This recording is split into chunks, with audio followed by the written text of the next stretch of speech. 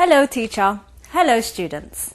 Welcome to today's lesson on the nature, branches and significance of economics. In our previous lesson, we saw the meaning and scope of economics.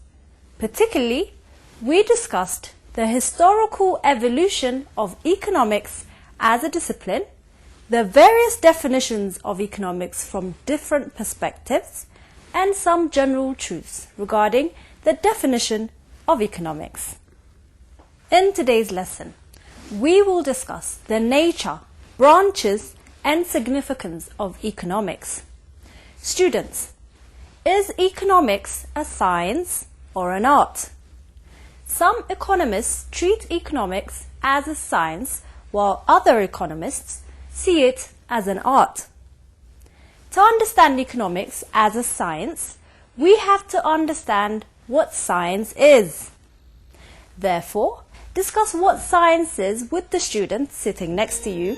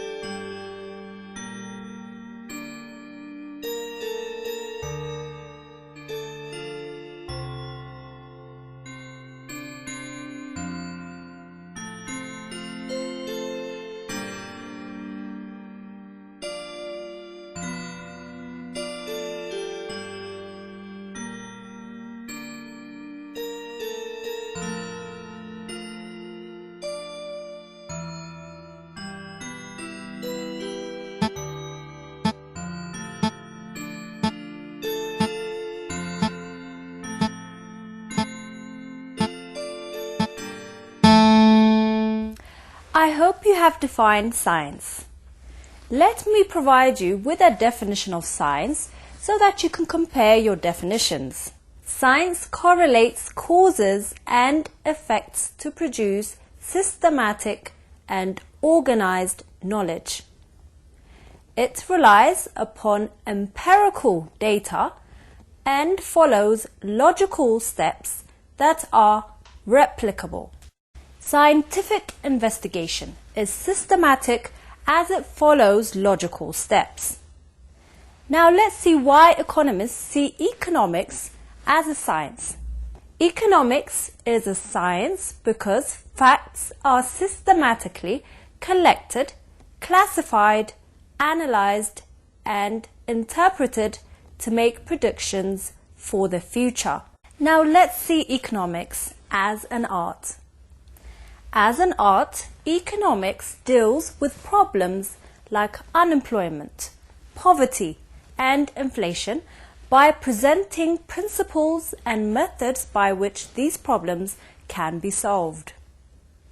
In other words, two countries may not take similar measures to address an economic problem such as poverty or inflation. To make this clear, let's see the following example. Assume that a country faced inflation.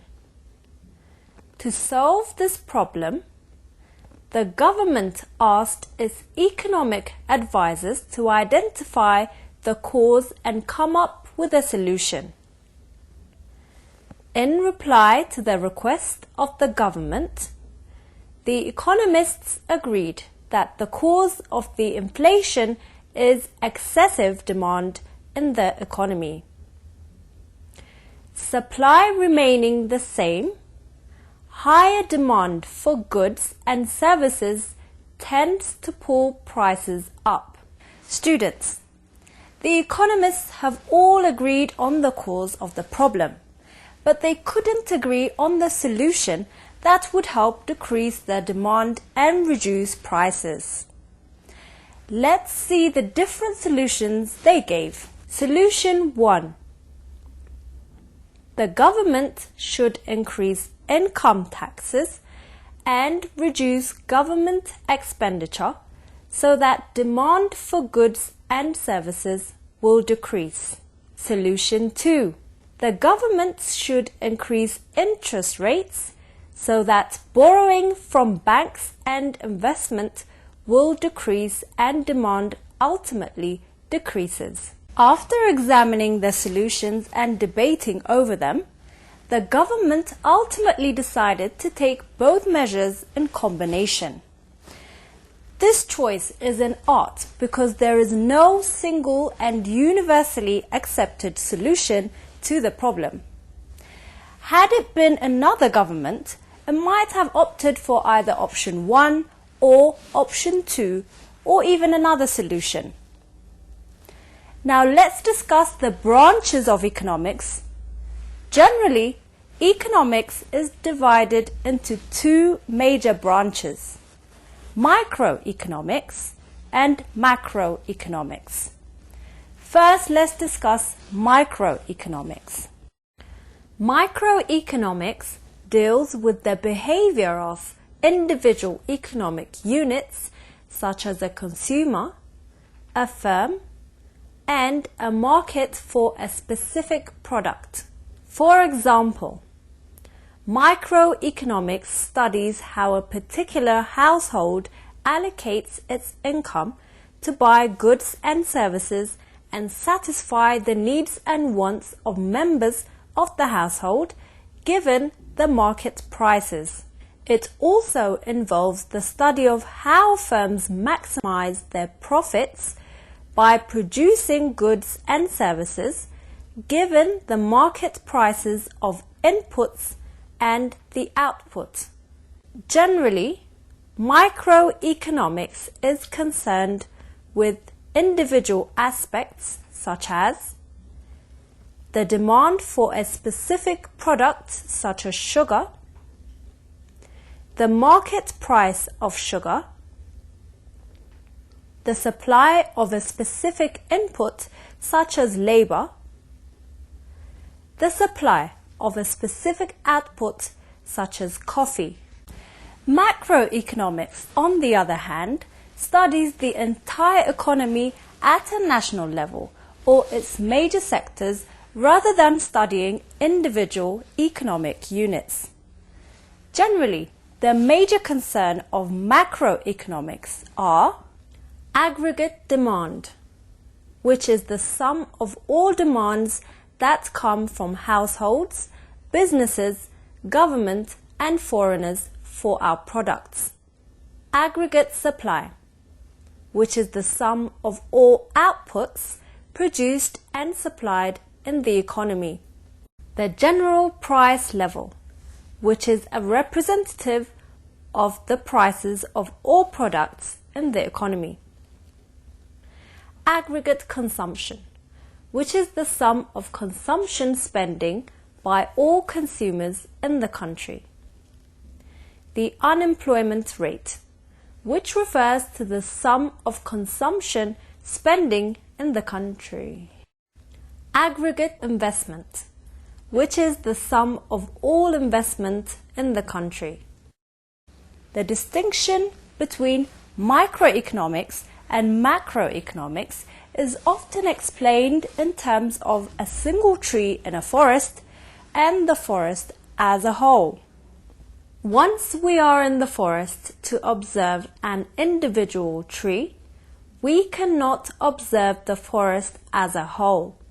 However, say if we are on a plain or a hill or other high ground, we can have a bird's eye view observation of the forest as a whole. In this view, we cannot see the details of each individual tree. We can only see the aggregate color of the forest, its density and coverage. Students, our observation of the individual tree in a forest denotes a microeconomic perspective. As we can see the details of the tree, we study the details of the behavior of individual economic units. The bird's eye view observation of the forest as a whole denotes a macroeconomic perspective. Students, before we discuss the significance of economics, I want you to discuss the following question with the student sitting next to you. What is the importance of studying economics?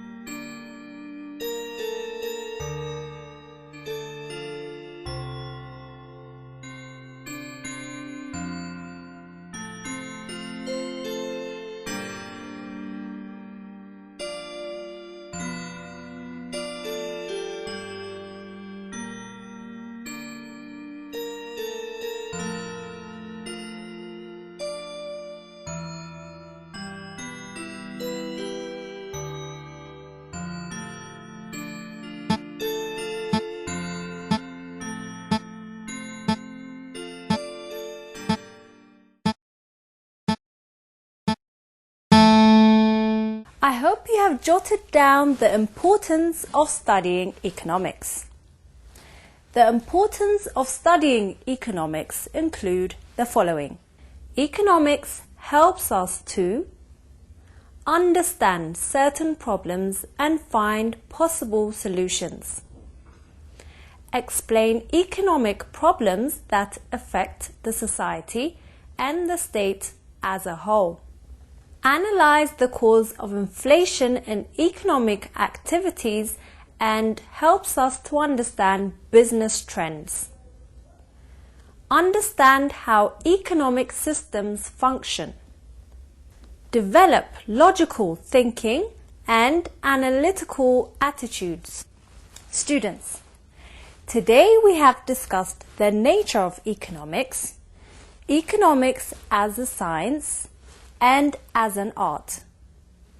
We also saw microeconomics and macroeconomics as branches of economics, as well as the importance of studying economics. Before I wind up today's lesson, let me summarize the main points. In today's lesson, we have defined economics as the study of problems to make choice due to the scarcity of resources to fulfill the maximum human material wants and how we can manage the scarce resources. We have also discussed economics as both a science and an art. As a science, economics involves systematic collection, classification, analysis, interpretation of data, and making predictions for the future. As an art, economics presents different techniques and remedies to economic problems. We have also discussed microeconomics and macroeconomics as branches of economics. We noted that microeconomics deals with the behavior of individual economic units such as a consumer, a firm, and a market for a specific product. Macroeconomics, on the other hand, studies the entire economy at a national level or its major sectors rather than studying individual economic units. In the next lesson, we will discuss the production possibility curve, or in short, PPC. This brings us to the end of today's lesson. In our next lesson, we will discuss method of studying economic principles. Until then, it's goodbye from me. Goodbye.